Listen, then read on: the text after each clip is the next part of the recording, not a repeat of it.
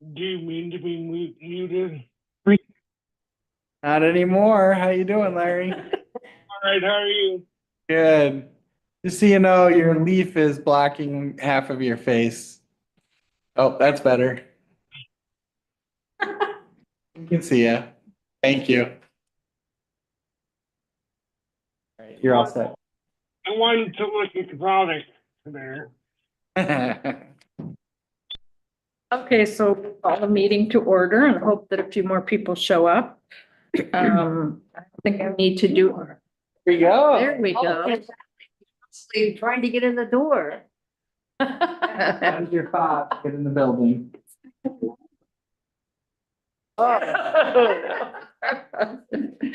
Maybe it was accidentally marked wrong. Do you have somebody else's? Yeah, just take a look at it. Yours and mine, so I gave it to, Don't confuse it anymore. yeah, It's already confused enough, confusing you know, for me. tomorrow, I'm sure. Okay, so we've got a couple more here. That's great. Welcome Sally and Howard. I don't think we need to do introductions because there's no one here that is a guest. And we can move on to any additions or deletions to the agenda. No? Okay. We can do approval of the minutes for October 2024. Do we have quorum? I don't think people got the minutes No. because Fran was out and I can't find the minutes. Oh, okay. Along with sorry. your name tags, and I looked everywhere. We do have a quorum. We do have. I was just reading down. We'll bring both minutes. This meeting's in Okay. next time. Privilege of the floor. Any questions or comments? I had one thing I wanted to bring up that Harmony also brought up, and that's this town hall for OMH. There's a flyer over there if you didn't get one. And Harmony was suggesting that people may want to go in person, but if you wanted to view it as a group here, she could do a live stream, as is one of the choices here. Anybody have any thoughts on that, or do you want to just email Harmony after you look at your schedules and decide what you're doing? When is it? It is December 18th. It's a Wednesday from 2 to 4. Okay, we've got a little time, so we can even firm that up at the December meeting probably. We can live stream, yeah, so we can do. Okay, any board correspondence or, I have oh, yeah. two things for privilege of the floor.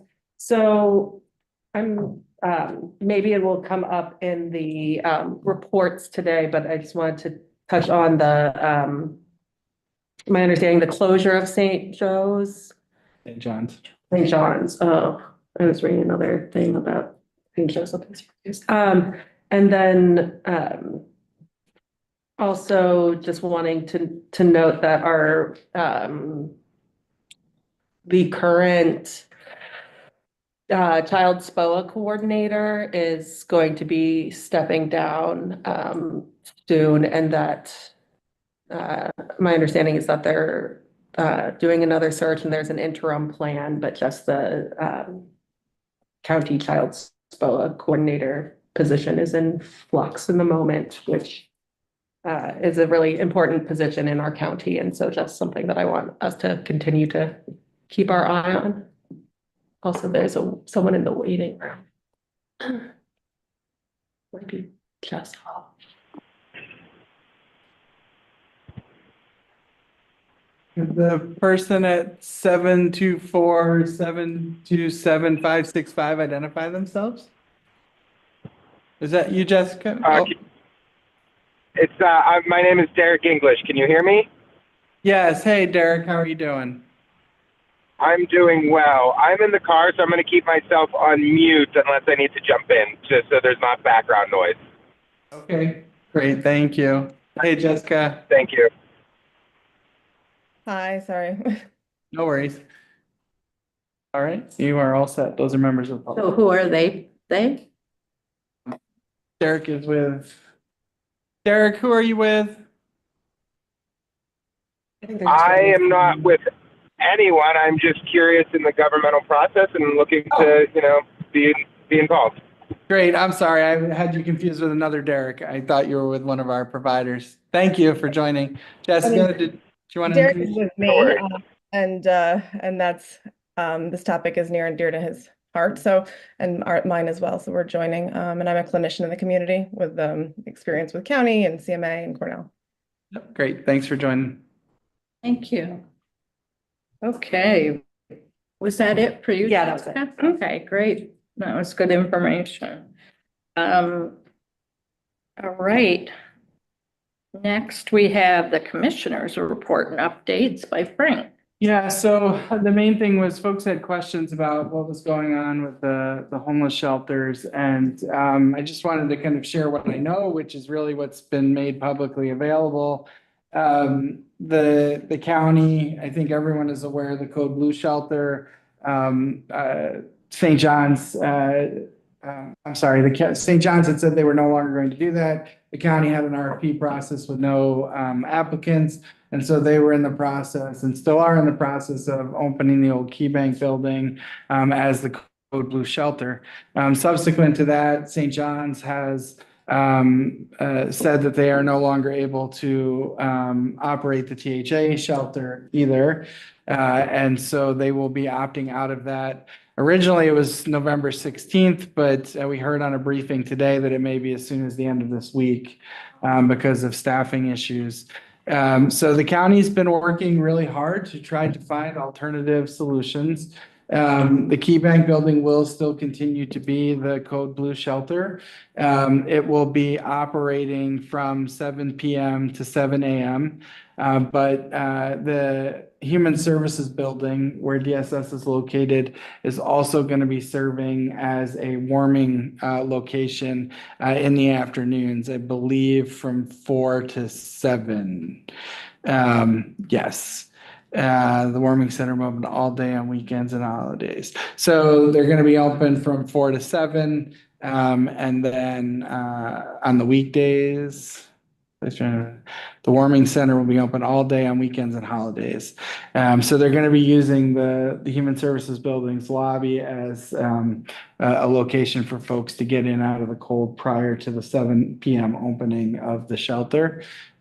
Folks can go to the Human Services building to register for the Code Blue sheltering. There is apparently an intake process that has to occur, or they can go to the shelter starting at 7, between 7 and 10, and register for that evening stay to access Code Blue. As far as the THA part of it, my understanding is they are going to be using local hotels and motels for that process. So folks that qualify for that will THA, temporary housing assistance. So non-Code Blue sheltering, essentially. You have to qualify for that. There's, the processes that people have to go through.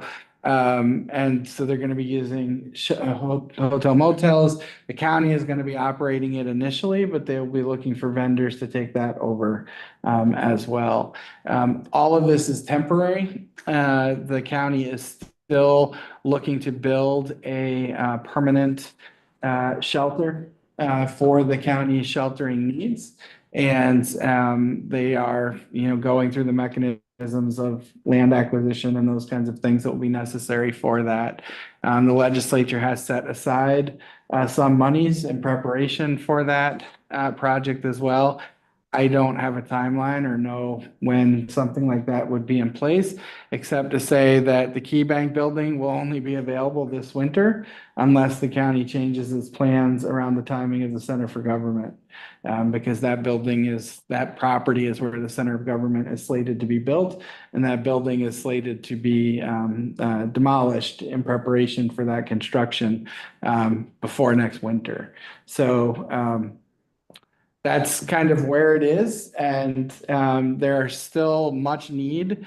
The county is now holding briefings each Monday at 3 with community partners. They're going to keep them up to date on how things are progressing. There's still, there are not showers and or washer dryer machines in the Key Bank building, which is something that used to be available as part of the Friendship Center and the old shelter. So they're looking for help with finding locations for that.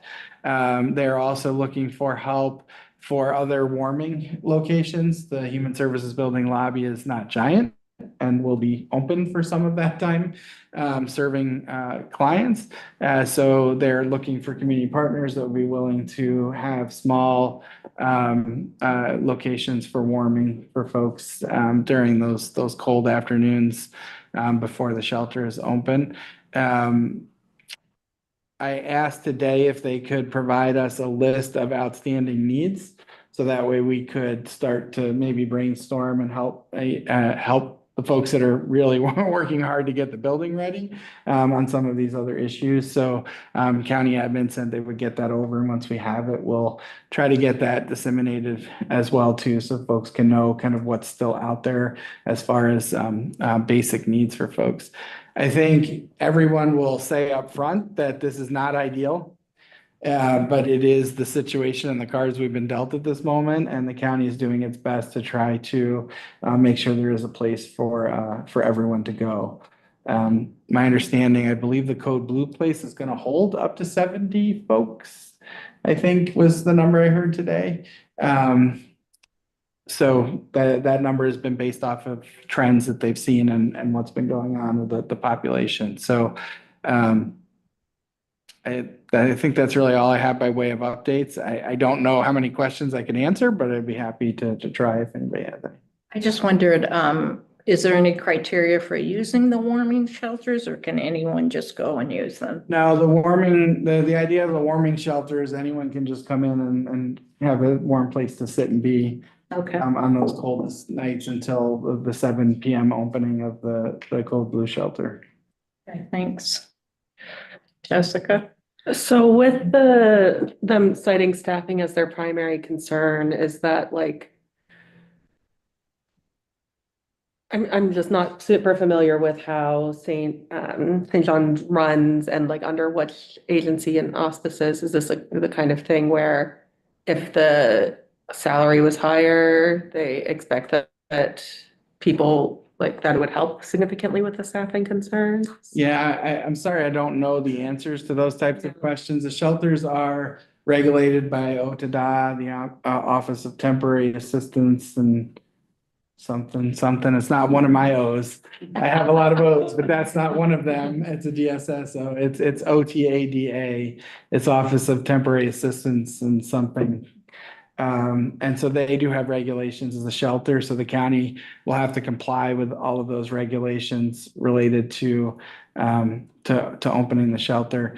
But your question was about staffing. I do know the county's hired several people, because we saw in our most recent monthly introduction, we get a monthly introduction of all new employees. They had hired several folks that were I think there's a title called shelter worker and senior shelter worker. And so they've hired a handful of those, including some per diems that are willing to work, on an as needed basis, perhaps on weekends and those kinds of things. So they are staffing up from our perspective. I don't know the ins and outs of St. John's and why or why not they're continuing. I just don't know. Larry? So, the mental health building has a couple of spaces that might be usable, but for warming shelters, including the conference room, and what's the status of the 5th floor? So just to raise that. Is the county's plan to eventually use the existing shelter? I mean, I assume that property is not owned by St. John's. So I wonder what the future of that building is. Given that there are no showers or washing machines, it feels urgent to me to also ask questions about the accessibility of the existing bathroom facilities. So I don't know if Flick can raise that issue with the county, or Frank, if you can, because I assume that building is not ADA compliant at the moment, and so it'd be nice to know. And my last question is, can we have the DSS commissioner come to a community services board meeting either in December or January, just so we can hear directly from her, or from Kit, or from her key staff. It feels to me like we are not just another partner, but because of our responsibilities for people with disabilities across all three disability areas, we need more direct information. I mean, not that, Frank, you're not a reliable Well, you're not but I feel like having a partnership with DSS at this moment would be the most useful thing. Yeah, we can certainly request that. I know, Larry, you had asked about this meeting in particular. I just couldn't put that on Kit right now with everything that she has going on, trying to get it operational. But yes, we can certainly make a request for December, because at that point, they should be operational and in a better place to answer some of these questions. To the point about ADA, I would imagine that the OTDA regulations would account for that, but we'll certainly bring that up and make sure that that's being considered. And then what was the very first part of the question? I'm sorry. The very first point was that the mental health center has several spaces that might be considered for warming, including this conference room, and I don't know what the status of the 5th floor is. So, and I'm just asking you to think about that, because it would be nice if people need it. Yeah, no, absolutely. We'll certainly be in conversations with the county. There are reasons, probably both pro and con, to doing that in this building, but we'll certainly have those conversations. By way of the 5th floor, there is still stuff on the 5th floor. I will give it to the board members of the council. They have been working diligently to try to get it cleaned out. We did a walkthrough with them to kind of go over what was there, but the space is not open and available for that kind of activity, and really for any kind of activity at the moment. But it's getting closer, so it may be a potential later on in the year. We've worked hard on security in this space, and having a general reason to go past our security without an appointment or some other reason to be in the building is something we're trying to avoid, to be able to maintain that security in the space. It was one of the biggest challenges of having the drug council on the 5th floor. But certainly we'll bring that up to county admin, Larry. Absolutely. Also, I mean, the DSS building has its own security. I'm surprised actually that they're opening their lobby too. But anyway, the other question I had is, what's the status of the building where the Friendship Center is and the shelter is? Yeah, that's the reason I forgot it. I don't know. I don't know anything about that building. I'm like 98% sure the county doesn't own it. But I don't know who does, if it was something that got passed down through the different organizations, and or if they're renting it for someone. I really don't know the answer to that, but we can certainly ask. Because I mean, it's been functioning as a shelter and as a gathering space for a very long time, and I'm sure there's need for improvement, because it didn't look like the greatest building to begin with.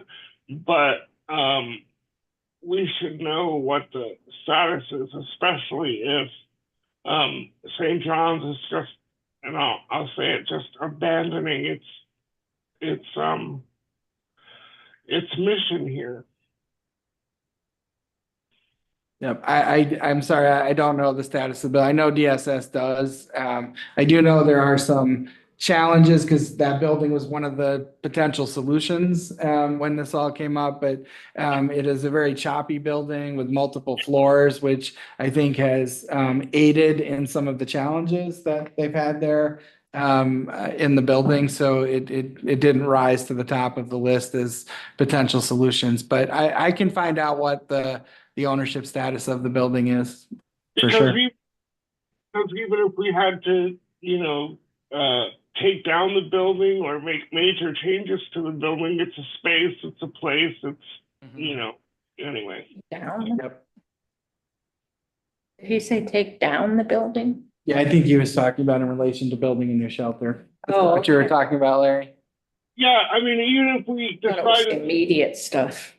I mean, even if we had to, make significant changes to the facility, it's still a space and a place and a property that we have connections to, whatever they might be. Right, yeah, I understand that. Anybody else have any comments? Question. So you have vouchers and DSS assistance for people who meet criteria, which means that they're actively in program for substance use disorders, or if they have a substance use concern, that they're trying to get into program, if not sober. And then the warming stations are below 32 degrees, right? What happens when it's 36 degrees or 34 degrees? So our Code Blue process is that once it begins, it runs every day regardless of the temperature. So we're not looking at the thermometer. So once it starts, which I believe is going to be next week, it will run through sometime in 2025 when the end of that season occurs. So we don't do it based on temperature once the season starts. So to answer your question, once it starts, the warming shelter as well as the Code Blue shelter will be available through next spring. Okay, thank you. Hi, this is Derek from the phone. Seeing that Ithaca is a fairly resource-rich community, what collaboration has been made to some of the nonprofits in the area about collaboration as far as, overcoming some of these barriers? You mentioned that, for full DSS assistance, they need to be actively engaged in substance use treatment. Are there waivers to get them in? People shouldn't be denied benefits based on their status of using drugs. So I just want to know what is kind of being done to overcome that barrier. Yeah, Derek, I would have to direct you to the Department of Social Services and the legislature. I don't have any authority over regulations related to who gets into the shelters. They're the operational entity. I do want to clarify, I didn't say anything about substance use and eligibility because I don't know the answer to that question. I think it was Jessica that said that. So I don't really have a good answer for your question other than to direct you to the folks that are responsible for operating the shelter, and that's the Department of Social Services. All right, thank you. Frank, you said that there were weekly briefings. Are those open to the public or are they specifically for the? That's a good question. It's a pretty wide audience. There was, I think, almost 45 people on the call today. So I was invited. It's not my call, but I can certainly find out if they're interested in expanding that or if it is open to the public. I don't know the answer. Yeah, I'd love if they are open, I would love the information for it. Yeah, it's really an attempt to kind of answer Derek's question. They're trying to engage community partners that have similar concern for the people that are being served there. And really looking for some help in a lot of instances on how to address some of the things they haven't been able to uncover.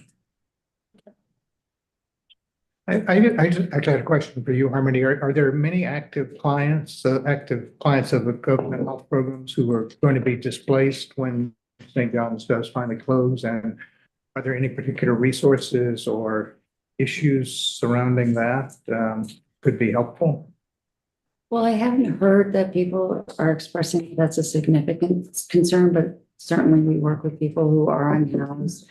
And I know that the clinicians work closely with people as they're at risk of being unhoused or unhoused to help support them in trying to find other locations that are a good fit for them. But it's something I can check into and see if I haven't heard anyone say that. And typically, if there's a lot of people that are impacted, I would hear about that.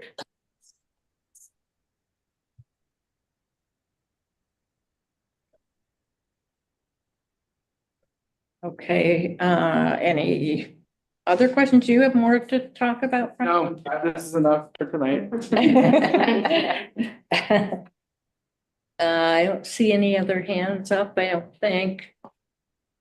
Okay, so let's move on. And the next is Deputy Commissioner Harmony's report and updates.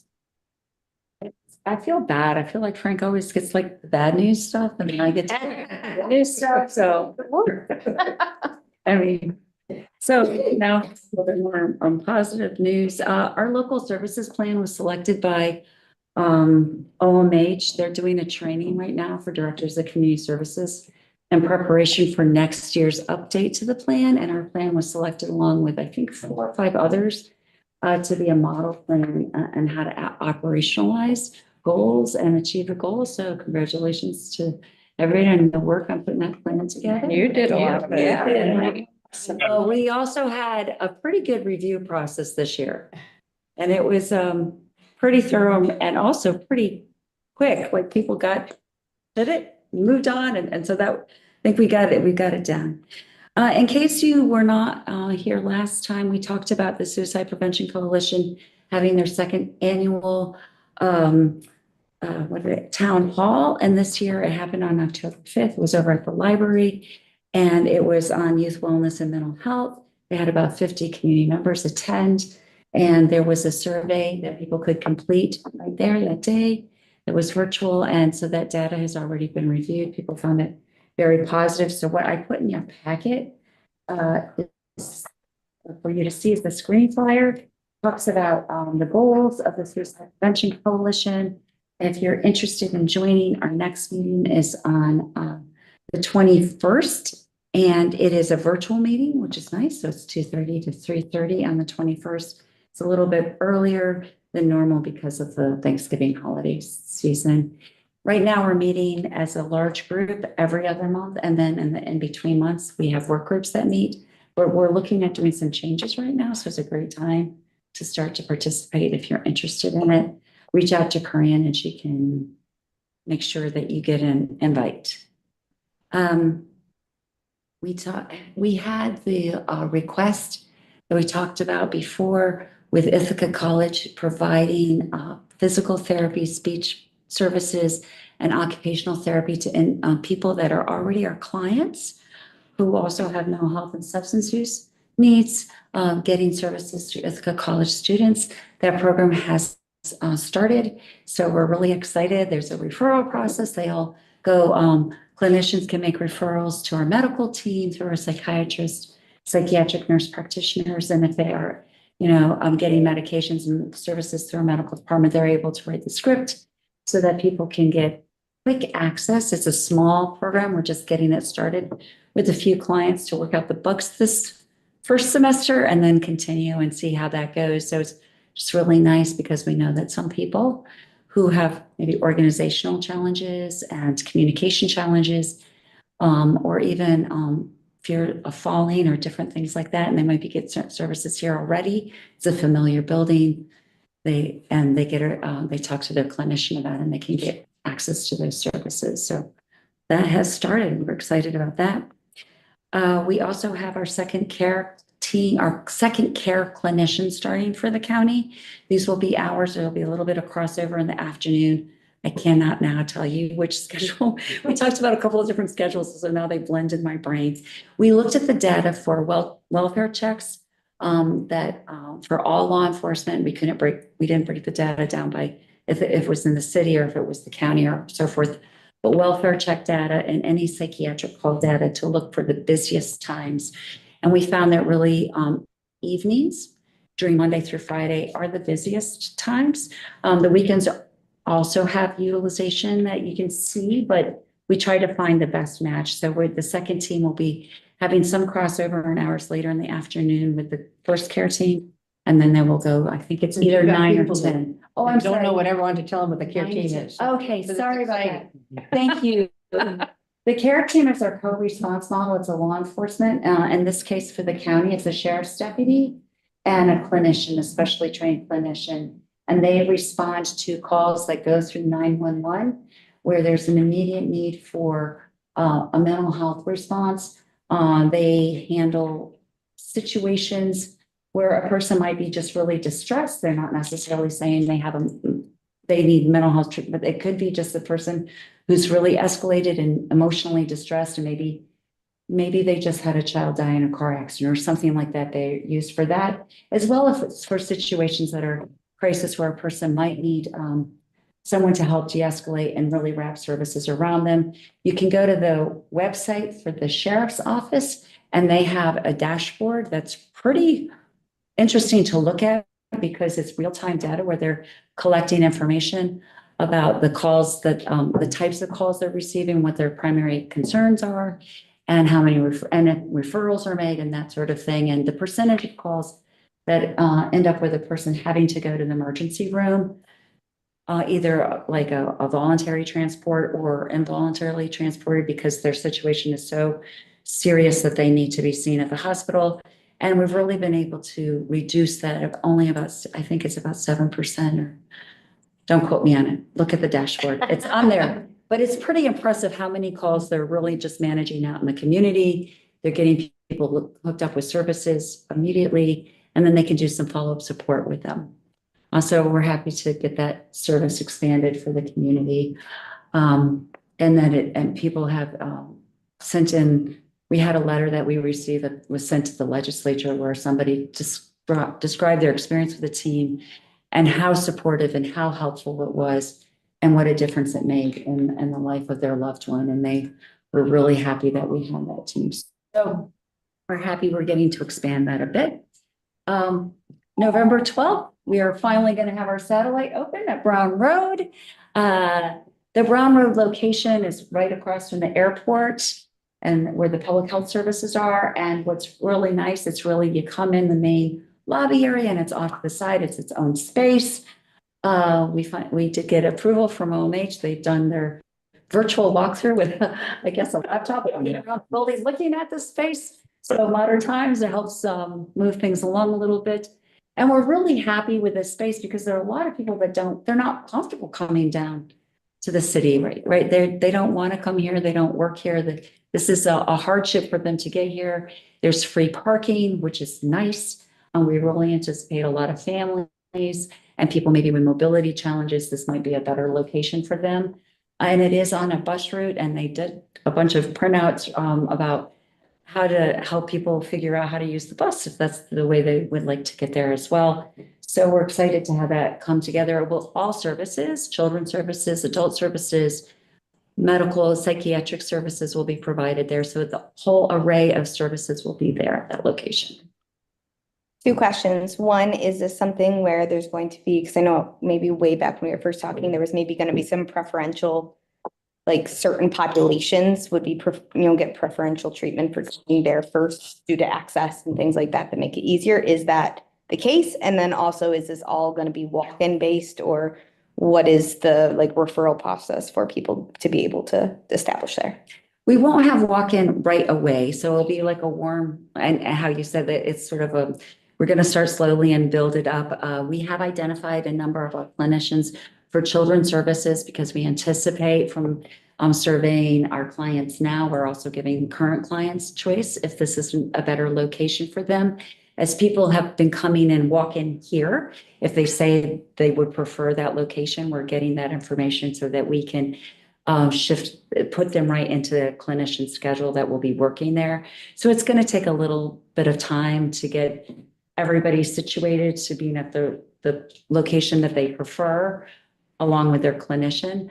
So it'll be a sort of a soft beginning, and then we'll get that going better. There are some people that really, they don't care, right? That wherever my clinician is where I want to be. But the goal is eventually to be able to get all the clinicians through a rotation so everyone's there. But if we have a few clinicians, the majority of their caseload is there.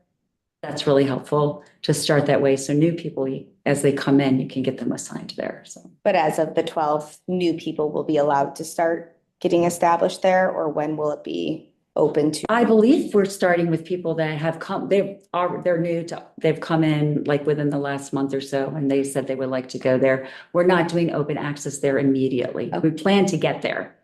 I've had patients waiting, because I do Cortland and Ithaca, I have people who technically live in Cortland, but they're in Tompkins County. And it's like this really weird thing. So they can't go to Cortland County, but then for them to come all the way into town. This will be better for them. Yes. Yeah. So that's why I'm trying So to. they When I should should start telling they them. should be asking people right when they come in for their intake. Yeah, yeah. And then we were talking to all of our current clients as well. So we're trying to get both groups. Our clinic director, Susan Spicer, is retiring December 5th, which is just getting sooner and sooner. We're going to be going through the interview process in this month, and anticipate trying to fill that position soon. And so there won't be a significant gap in the services. And she's been doing a lot of handing off and getting people prepared, but none of us are really prepared because she's been with us for a really long time. So, but that is happening. We're excited for her. I also wanted to give you a little bit of an update on the Catholic Charities Place to Stay program. And also I'm going to try and walk you through pretty quickly because we're going to get to these bylaws. So I'll be quick. I'll show you a workforce survey that has been in the works and developing for quite a while. And the subcommittees have been working on it. The chairs of the subcommittees met with Ross Milne separately, and he got some support on the public health side of the house to figure out how to make this survey. So I'll walk you through it, and with your blessing, we will be able to start sending that out. But before I show you, like, just do a quick walkthrough of what the survey asks and looks like. As I'm sure you all recall, the Place to Stay was the program that Catholic Charities was operating. Previously, they submitted a proposal for our program that is designed to help support individuals with substance use disorder and oftentimes co-occurring mental health disorders who are homeless or at risk of homelessness. And so that program has been up and running, and they started that in the spring. They're going to come and speak to you and give you a full report probably in March or April, because then we'll have a full 12 months. It was just, we got them going at the time we could get them started. They did have a period of time where they still had, the Place to Stay was a women's only program, and it was for people who were in sobriety. And they changed it to a program where people could, help me with the right word for that. All gender? An all gender place for, Yeah, I hate when this happens to me. Where you know the tip of the tongue. The person doesn't have to say they want to be in services yet. Open access. Well, it's like that. Yeah, you come where you are, and you get your housing. You get a case management. It takes the housing first. Thank you. Intensive case manager. You get peer support. All these things are wrapped around you, and that people really are making their own plan that's best for them where they are at. So they had some people who were in one model who shifted to another model. And so they have served about 10 people since the program started. 4 of those people have since gone to other programs because they had some people who were previously in the program. They're currently serving 6 clients, and of those 5 are receiving additional services and supports that they find to be helpful for them. So they have had 584 resident days since the program started. They have 2 congregate sites, so they have a male house and a female house that has 3 rooms and that. And then they have 2 scattered site apartments. The average length of stay has been 122 days. So I think it'll all even out because we anticipate it being about a year long, somewhere between 6, 9, 12 months for this program. Once we get into more of a year, they have had 335 units of service. So that's meeting with your intensive case manager, the peer specialist, and so forth. So the amount of data they're collecting for us is pretty extensive. So I think we'll get a good report. And to date, we have received $1,698,464 in opioid settlement funds. As of October 2024, we anticipate another $591,000 for 2027 through 2028. For a total of $2,289,464. As you recall, we made this a piloted program for 3 years. And so the total amount of funding, we have enough money to do the whole 3 years, and we would likely have enough money if you get to the end of the piloted period and say, we like this program, we want to continue it another 3 years, we would have enough money there to do that 3 years and probably expand it if we thought. Otherwise, we can go back and revisit and see if there's a better use of this money. And as you recall, we also worked with the city of Ithaca, and they brought their dollars forward. It's a smaller amount, but it's important because those dollars help make sure that they're being used for a bigger service. And they wanted to make sure that it was attached to something. So that's the update of that. And it's really good to see that as they continue, the money seems to move around because as they continue to do different lawsuits, as they settle, that amount of money we receive changes. So probably a drop in the bucket, right? For the pharmaceutical companies, this was all from the lawsuits against the pharmaceutical companies. What's the name of the facility that's It's providing Catholic this? Charities, and the program was called Place to Stay, and it was originally for women. And they kept the name of the program and they just expanded it to cover anyone. And but you must have a substance use disorder. Mhm. You must need really intensive services and supports. We saw that as the real gap in our community. They're not just in the Place to Stay house that they Correct. started. They have that house plus another house that men live in, another congregate care house for men. And they have 2 apartments. I think they said they're at 2 apartments. So 2 scattered site apartments. So they probably need a few more scattered site apartments. So the goal is one of the things we learned, we did a lot of research on this, is you want to give people an option for the kind of housing that best meets their needs. Some people want to live in a congregate care setting where you've got a lot of support and other people around you. Some people want their own apartment. Some people want a roommate. So having a varied kinds of a housing can be helpful. One of the goals is really to get people independent by the end. So if you're in an apartment at the end and you are doing very well and you can pay your rent and they've done all that work with you to help you be at that point, they're not taking that apartment back from you. They'll go find another apartment. So one thing to consider is, I remember the original house for a Place to Stay was not accessible at all. So the other sites maybe I'm guessing are probably accessible. So if someone who needed that accessibility would get precedence, I would think. I will check on that. And you mentioned that before. I apologize. I didn't That's follow up. okay. I just, That's a big important thing to make sure we know. I know it's hard with all the old stock in Ithaca housing stock. It is Now hard. with the newer, maybe there's more choices. Yeah. And that should be a priority when they're looking at places too, right? It is a challenge because a lot of the housing is not new, right? That people get access to. So I'm going to share my screen hopefully here. And I'm going to walk you through. Do you all see that? Is that up there? Yep. I don't know how to make it bigger. Can you? I know. Large it a bit. It's a little hard to read. You gotta make it bigger on your end, Harmony. Do I have to make it larger?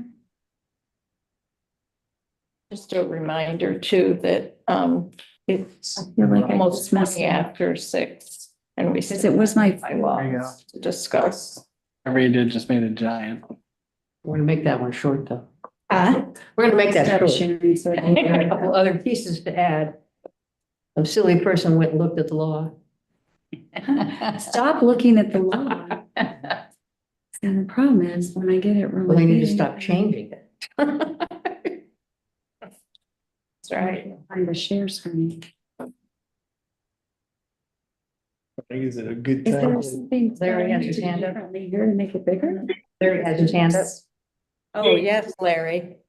Well, while they're working that out, I just wanted to compliment Tompkins Whole Health that they put out, or Frank and his team with Harmony's help, I'm sure, put out a really nice You're smart.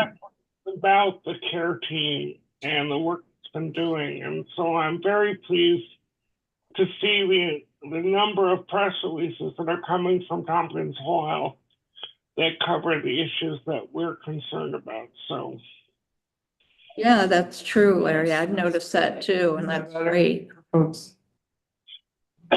It's better, yeah. I'm sorry that can't be bigger, but what I can say is Larry had some very good edits at the end. So basically what this survey is about is that we know that we have a major workforce shortage, but it's really hard to get local data on the workforce shortage. And we really wanted to figure out how to collect our own data and figure out what kinds of positions are most likely to have a workforce shortage. What kinds of solutions, Larry, thank you for that question, might be really helpful. Like you've discovered this thing and you want to share something that's working.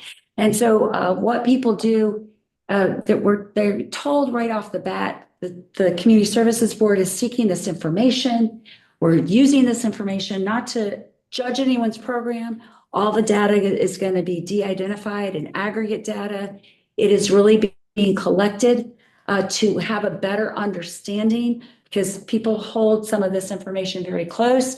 They don't want a competitor to know, or maybe, they're very nervous about who might use this information and how it would be used. But it's really designed for organizations that get any funding through the LGU, through the local government unit, funding, and if they are an OASIS, OMH, or OPWDD licensed program. So the first page just really says, this information is being collected so we can better advocate, so we can better understand the workforce shortage for services, and that we're not using this information for any other purposes. And then the next page, they put in some contact information, and then they can enter their name of their organization. And then here, it's actually a pretty long survey, but the way it's been designed, it's not long for the user. So if you're like an OMH licensed program and you click OMH, or maybe you have OMH services and you have OASIS services, you click both, only those questions come up for you. So let's say it's an Office of Mental Health program and you click that, and it's going to ask you which of the following services you provide. And based on how you answer this, like let's say you have, you provide care coordination. And then maybe you do some OMH licensed housing services. So you click those two boxes and then you hit next. Then it's going to ask you, of those, are you having a staffing shortage? And both of those are just one of those. And then let's say you're just really having a problem in your housing program. So then that's going to ask you specifically, okay, so your housing program, how many vacancies do you have? And it gives you a formula of how to figure that out. And then of the staff who left, how many left in 2024? So it helps us better understand how many staff do you have, what's your vacancy rate, and then what kinds of positions are you having a trouble filling? So we get really down in the nitty gritty of what kinds of roles are people struggling the most with. And so you put in here, how many, and then as you go down, How many clients do you serve approximately? How many are on a current waiting list? Because this was got to be the challenge, because a lot of times you'll hear there's a shortage, but then you don't get to what's the effect of that shortage? How can you quantify the impact having all this workforce shortage is having on our community so we can better advocate? And then, so they can write something in, but then we also give them a list of possibilities that we think are most likely, so we can gather both kinds of pieces of information. And then we want that qualitative piece as well as the quantitative piece. So we're asking people for some anecdotes, some stories of that impact that can be used for, advocacy purposes. And then what kinds of things are your biggest challenges? So like scope of practice requirements, does the person have to know how to do so many things, right? Is that making it hard for you to hire or retain people? And insurance coverage rates, what are the things that are making it hard for you maybe to give people the salaries you'd like to give them? I think you were just talking about that, Jessica.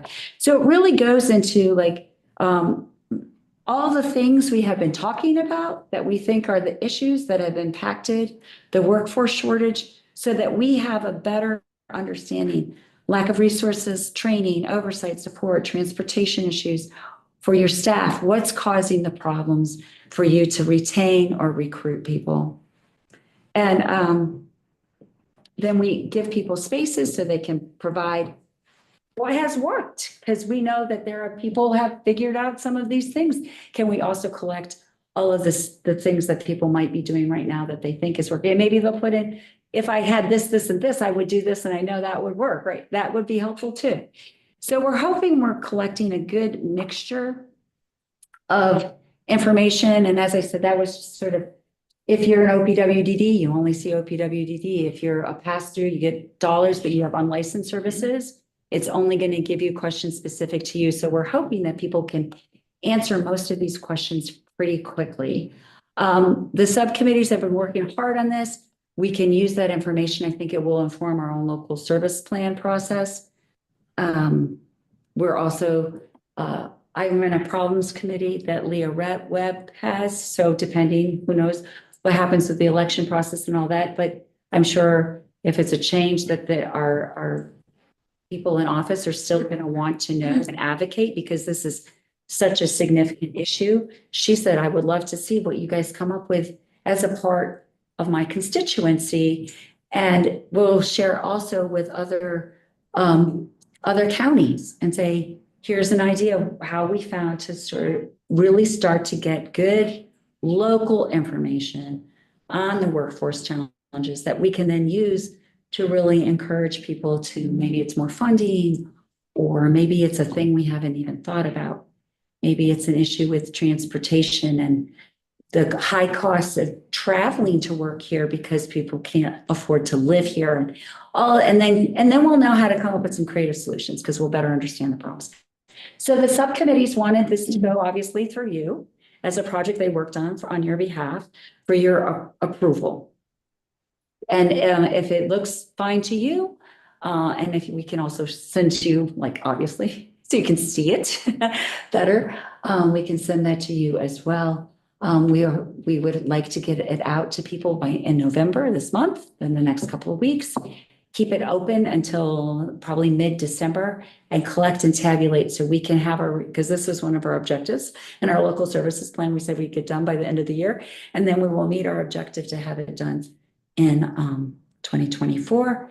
And then we can build on this for next year if we think we learn. There's going to be a piloted process. There's a couple of agencies that said they'll practice with us first.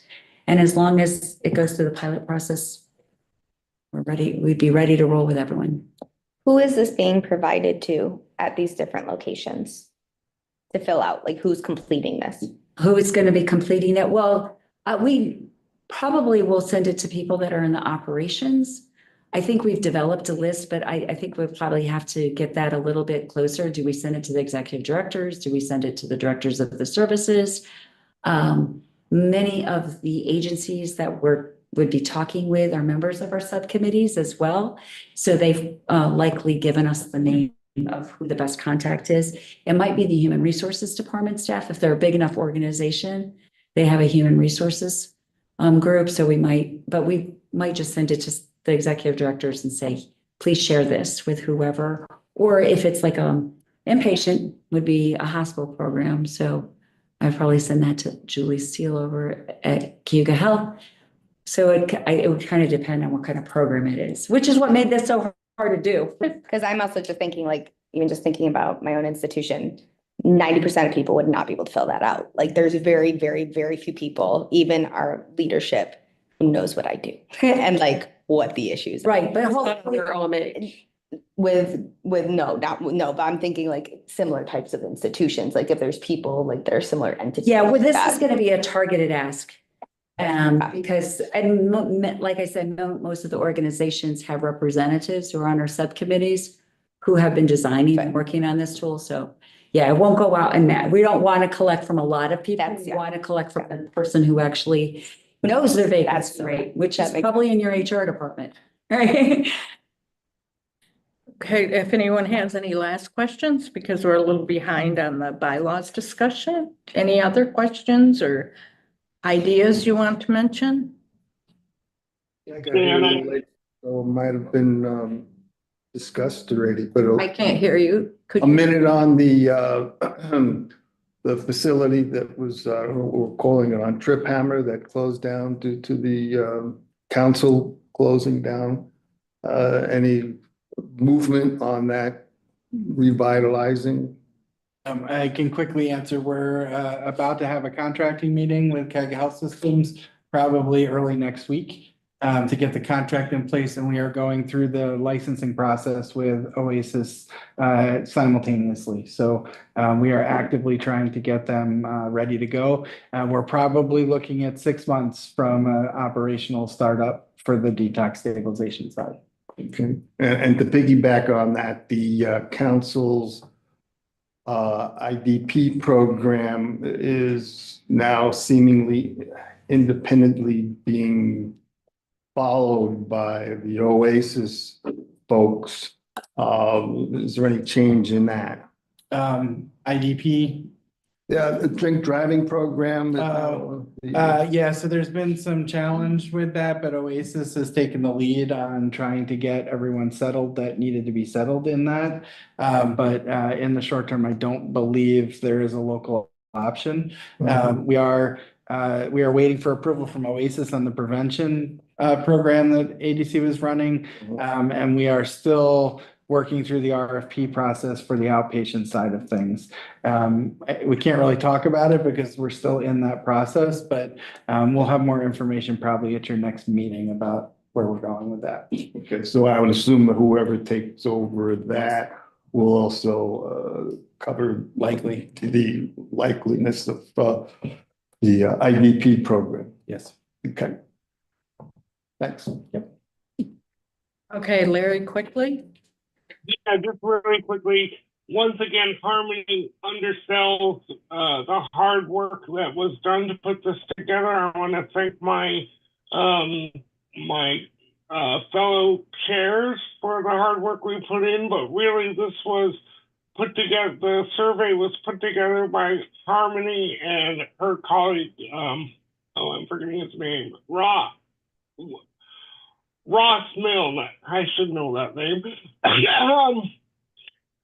It's taken a long time to get to this place, so I'm really glad that we're at this place. It's a hard thing to sort of explain to contact agencies why we're looking for it, and I think the language that's in the survey will do that, and I think we'll get good work. So, and to answer the questions about who these are going to and whether they'll be able to understand what we're asking, we have connections and contacts because of other contract work we have to do with people. So these surveys will get to the right people. Thank you, Larry. Okay, I think we're ready to go on to the bylaws discussion. So Jessica, I see you're still with us. I apologize. I didn't know there would be anyone not in the room. So I don't have, a copy of the draft bylaws that I could put up for you to see. So it also, I don't know that it'll be the most fascinating discussion, but you're welcome to stay with that. That's okay. I can hop off. Thank you so much. Okay. So those who've been on the board for a long time will recall that a couple of years ago, we had very long discussions about all kinds of bylaw issues. I then, for other reasons, ended up leaving the board, and y'all didn't do anything with it while I was on. Thank you very much. So the county, though, has brought it back to us because they wanted all of their advisory boards to put their bylaws into a particular template. And they made some decisions that actually addressed some of the things that we had numerous conversations about, including term limits, which the county has said there will be none of. And there's something else that we were having conversations about that's, quorum. Whether unfilled seats counted in the quorum, the county says yes. So it's the 15 seats, and if only 5 of them are filled, then we're in trouble. So there's no more discussion to be had about that. I sent you a draft, which was put together by Jan and Harmony and I, but it was last week before we were able to get together. So I'm sure there are some other things to still get to. This afternoon, in a fit of I don't know what, I thought, let me just check the county charter and the mental hygiene law and make sure that nothing more has changed. And of course, it has. And I don't know, this makes me crazy every time I look at it, because every time I look at this section of the mental hygiene law, there are these minute little changes that are going to go into effect like 3 years in the future. And why, I don't know.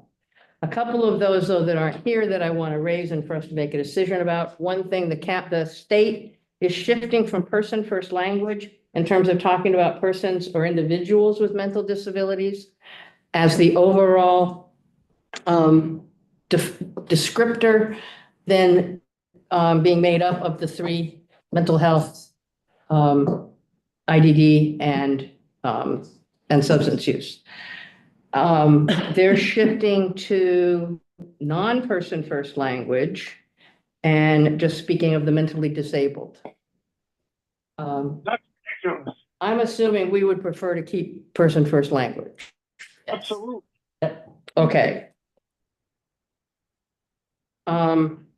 Let me kind of go through this. I apologize. One of the things I realized when I looked at the draft again was that all the places where we say developmental disabilities, it didn't get shifted to intellectual and developmental disabilities, but I'll make that correction. This was part of the conversation we had a couple of years ago.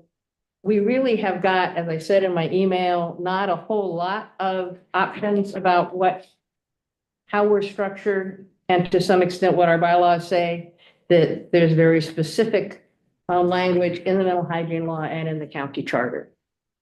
One of those in the county charter, and I made a few copies because I figured there's probably somebody that would like to see them. There's 3 copies that can kind of pass around. In terms of what our purpose is, the charter has set it out in 2 long pages, about 20 different things. So what's being proposed here is that we just make a general statement and then reference to the charter and to the mental hygiene law, because it's going to be defined for us and saves us untold hours of discussing language. But so that's what it says right now. And I'm throwing this stuff out, but I'm also people feel we should be listing purposes and things like that. That's fine. I mean, I'm perfectly happy to have that conversation. Membership is defined within both the mental hygiene law and the charter. There are some additional requirements in the mental hygiene law, particularly in relation to the subcommittees. So I would like to add one more sentence in both Article 3 here membership as well as later in, what is it, Article 4, talking about the subcommittees. That any additional requirements that are in those two pieces of legislation are just incorporated by reference. One of the things we may want to have some conversations about, and we may want to change, I know that our nominating committee, when they look for members, particularly of the subcommittees, but also of the board, are always cognizant of looking for people who have been consumers, who have family members who have or are consumers, not just people who work professionally in the field. Right now, the mental hygiene law requires only the mental health subcommittee to have that representation, and specifically identifies 2 people who are consumers and 2 people who are family members. The new language that's going into effect on April 1st, 2027, because apparently somebody in Albany doesn't have time to, or couldn't wait on it, I don't know why that is, will create language that all of the subcommittees shall include former patients, parents, or relatives of such mentally disabled persons, and community agencies. So one of my questions is whether we perhaps want to pull that language in. We can just make reference, as I say, to the legislation, and that will be there. By the same token, do we want to make in whatever statement we can make within our bylaws, making it clear that we want representation on the board and on all of the subcommittees from those groups. There's no longer in that new legislation in 2027 a specific number, but it does apply it then to all of the subcommittees. So that's one of the things I'd like to have some conversation about. That's a good idea myself, but I do too. Just, okay, so is that a requirement, or is it, Requirement. yeah, it's just something that We shall be composed of okay, so it is a requirement. persons who have demonstrated an interest in the field of services for the particular class of mentally disabled, and shall include former patients, parents, or relatives of such mentally disabled persons, and community agencies. that takes place in 27 though, right? Right. Right now, Be adding the only language specifically addresses the mental health subcommittee, and notes that it shall include 2 members who were or are consumers, and at least 2 members who are parents or relatives. The reason You're for the delay- proposing adding something to Article 3:1, the membership of the board. Where, would it now? Right, we could add that language in there. I mean, that's not in the statute, but Okay, that's one of my questions, that's something that I know we've tried to do. And it's something that the nominating committee has kept in mind and, right. tried to make happen. So, do we want to make sort of an aspirational statement for ourselves within our bylaws? Or do we want to just make reference to whatever the law is saying? Speak up.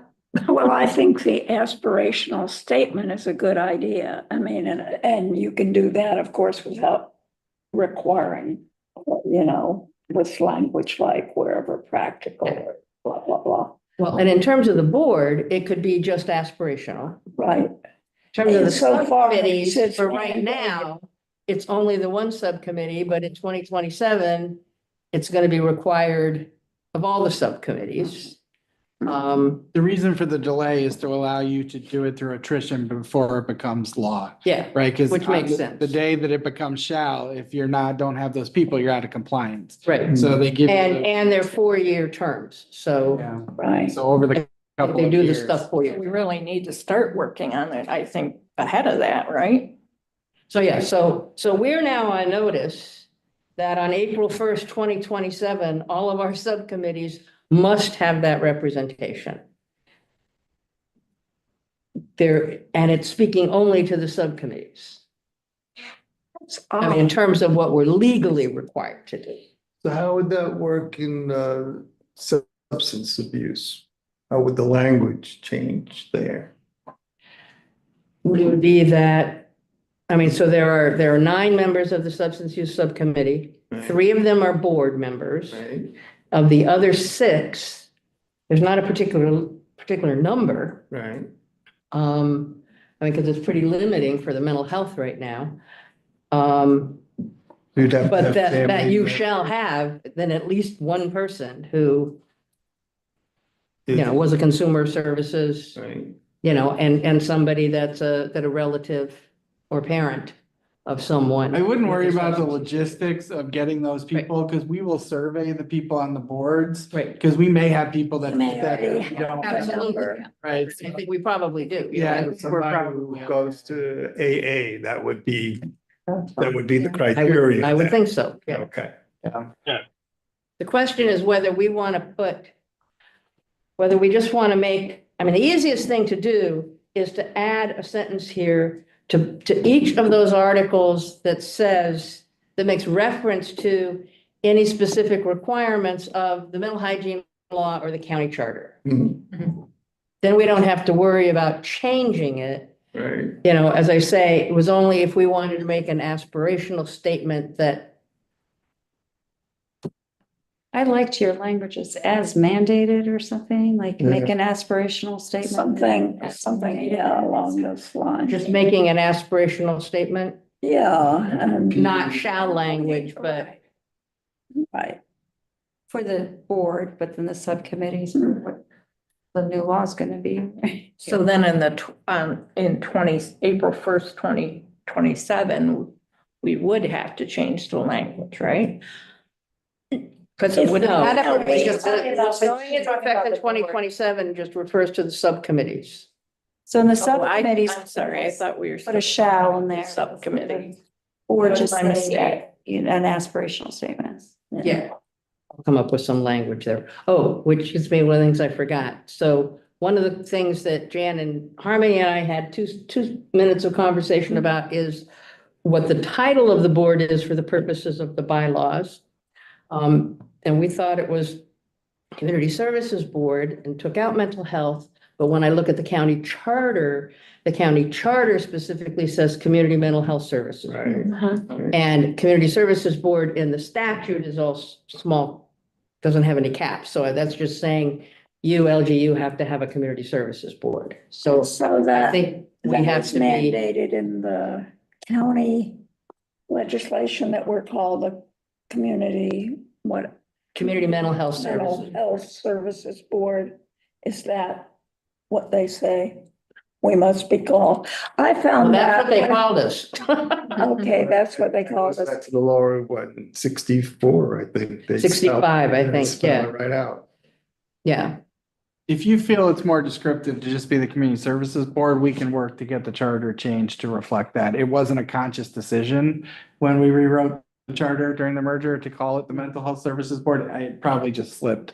I I was- found it a little confusing because it was a mental health service, and then there was a mental health subcommittee and that it wasn't at because all. mental health is being used 2 different ways. It's because being the- used different ways here, yeah, And and the that's. general term slightly is mental confusing. disabilities that's then made up of mental health, substance use, and IDD. Right, And so we're using it in multiple ways. right.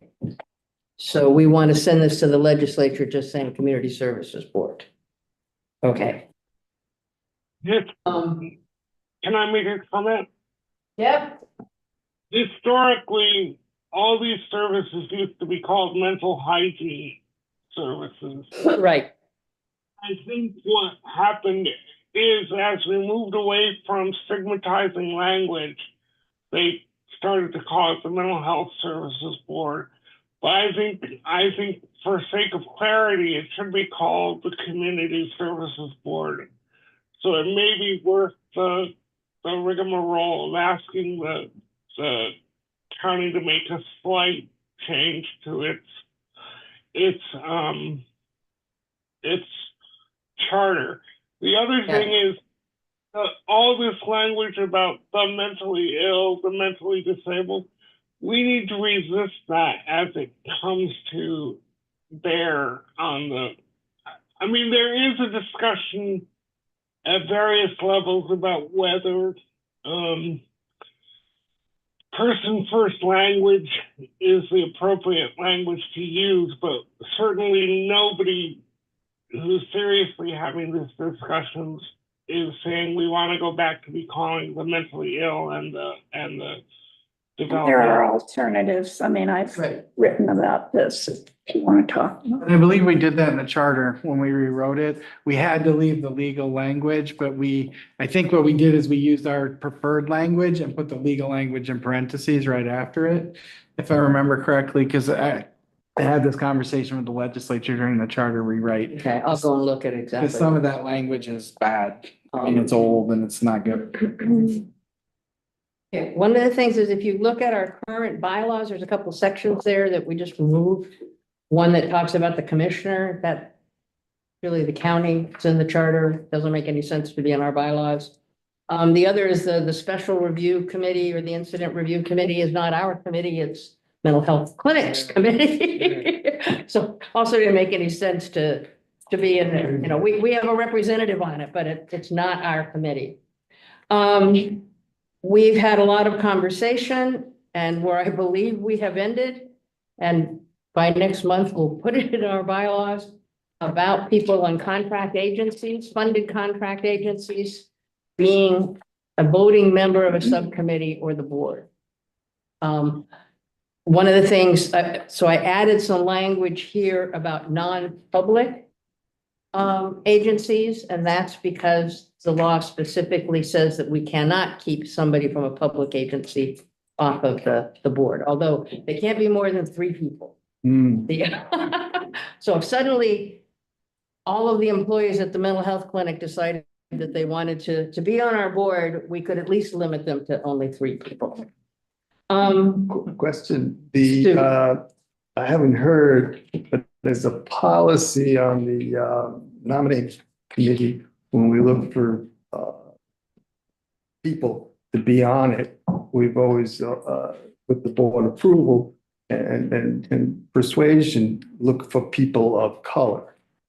And I haven't heard that as a topic or a mention.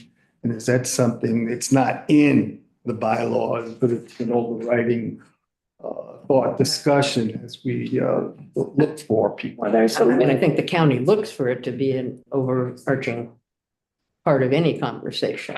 Right, but I don't know if it's in writing anywhere. There was Sure, the language county's somewhere about Is there? diversity, which, Yeah. you know, diversity of different kinds.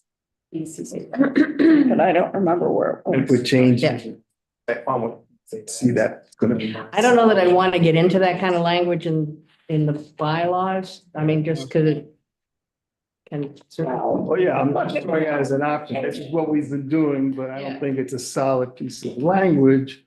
Do we keep it that way? Yeah. But I mean, I would say that the county's diversity statement,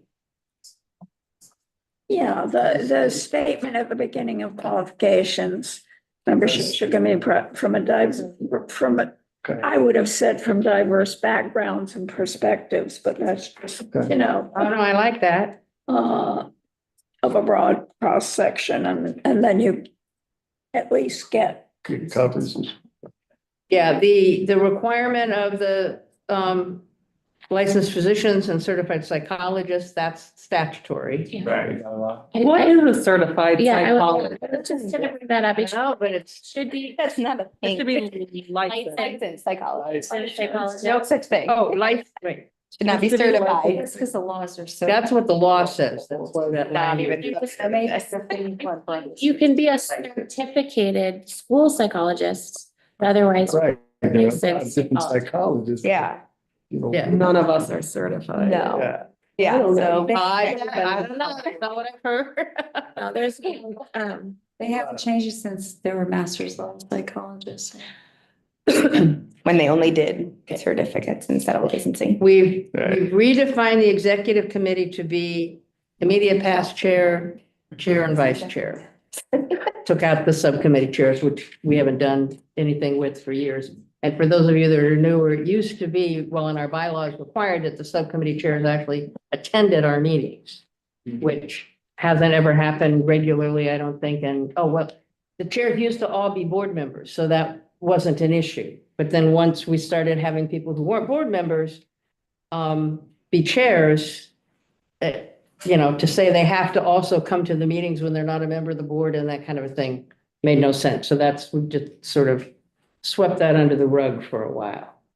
But as we talked about it, Jan and I are proposing that we do include a requirement, if for no other reason to push us to actually do it, that the subcommittee chairs attend 3 board meetings a year and make a report. Why 3? Why not quarterly? Well, because we usually have 10 meetings, sometimes 11, but so that's how it became 3.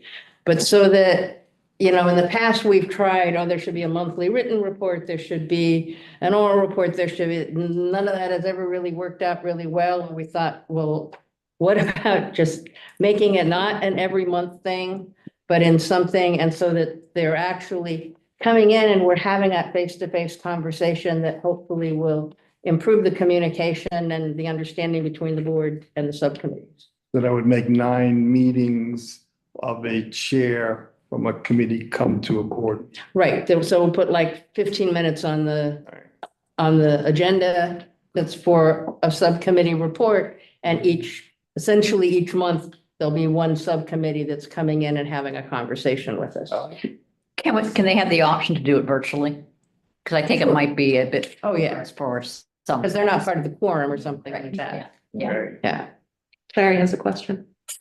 So Larry?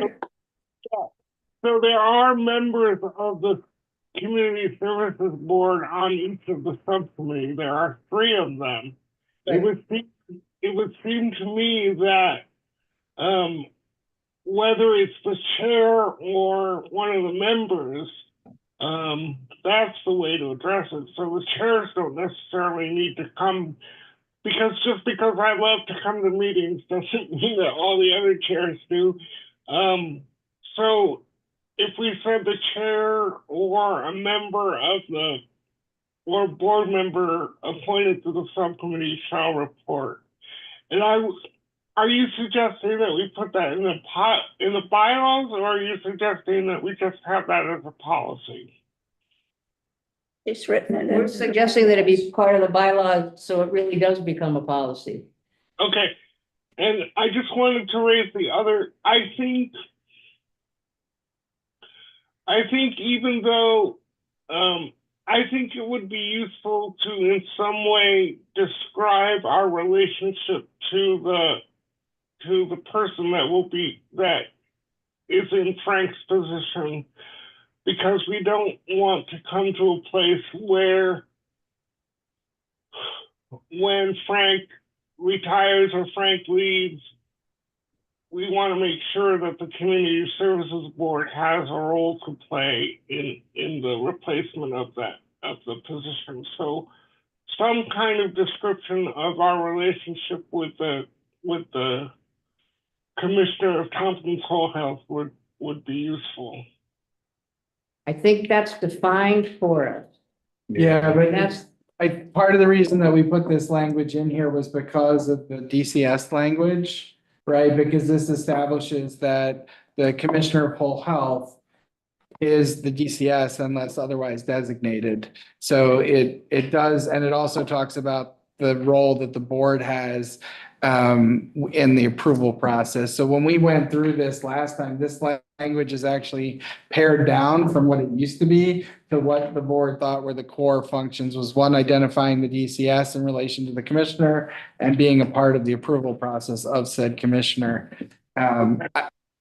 So I hear what you're saying, Kaki. It is also in the charter, but I would just suggest for when. Then maybe we want to put this. I would leave those 2 paragraphs in, 1 and 2 under Oh, I'm sorry. It was used in the old bylaws. It was Six. section 6, Commissioner of Whole Health, and there's a 1 and a 2. And to be honest, I didn't really look at that. I mean, because there used to be this really long. Yeah, section of it. yeah. So we This- shortened this- that this down. Does not, if that change was made and done and approved by the board, it's not. It was never approved by the legislature. Oh, okay. It was approved by the board. We didn't send it to the legislature Okay. because of the length of term. And while we're talking about this, the other thing that you removed on the Incident Review Committee, I don't think we can remove that. You all are our board for the clinic as well, right? When they ask us, who's our board? You're our board. And I believe regulation requires that our board establish an incident review. And so that's why this language is here, because when the auditors come, they're gonna say, okay, where are your bylaws that show that you have an incident review? Those bylaws have to come from our board, which is you all. So I think that language has to be in there. We can double check that. Yeah, But I can you think- find those, right? I mean, because it's not in the legislation. No, Probably in OMH regulation. it's in our regulation for Okay. the clinic. So in 90% of the time, you guys are the community services board, but you are also our board as a clinic, just like Family and Children's has a board, the hospital has a board. You also fill that role for us as a clinic too. Yeah, so, because we had that conversation when we wrote these as well, I'm 98%, I'm gonna say 95% sure that it's in our regulations that you all have to establish Okay. the review committee. Okay, I want to let everybody know that it's like a few minutes before 7. And I would ask that people be a little more mindful of the time when I know I don't want to discourage people from making comments or asking questions, but we frequently run off of the timing that we have on here. So just asking people to be a little more mindful of that if you can, without squelching what you want to know. And the last thing on here is an executive session, but Khaki, did you want to try to get anything else in quickly? Well, any other comments on it? I mean, I'll take all these things. I will send out this week another draft. What kind of pressure are we under? Our current bylaws require 15 days written draft prior to a vote, which means that if we're going to try to vote at the December meeting, we have to finalize our draft within the next like 2 weeks.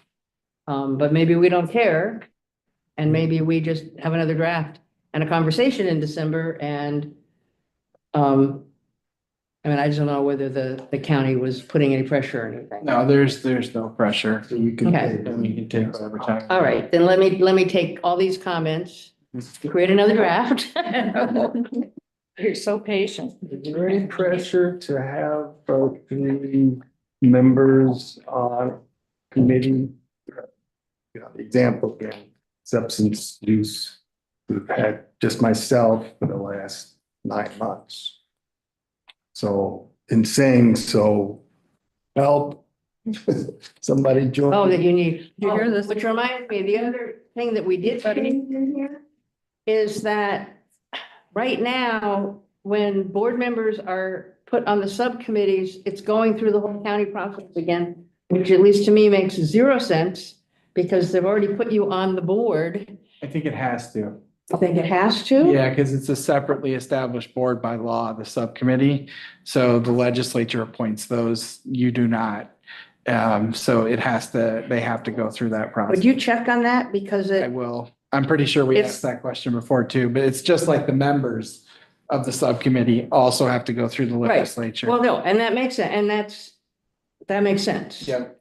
Um, I hear you. It's duplicative, but I'm pretty sure that's what the clerk has told us, but we can confirm. that okay, for you. confirm that, yeah, because it just seems. Given that we've already gone through. Yeah, I mean, it should be a straightforward thing where it's a paperwork process essentially, but the legislature has to go on record as appointing everyone to those committees as well as this board. And I believe that includes the board member representatives, but we'll confirm. Okay, although what I would frame it as is that this is a representative of the board.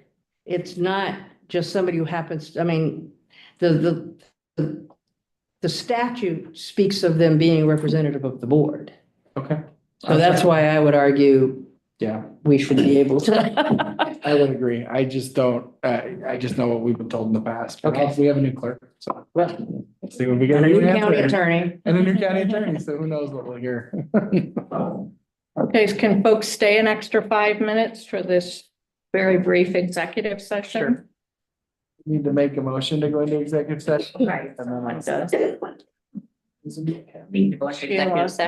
Thank you. You have to say why. Hmm?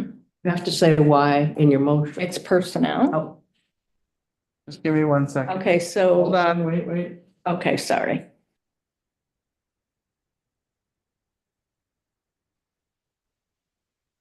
Sorry, too many things open.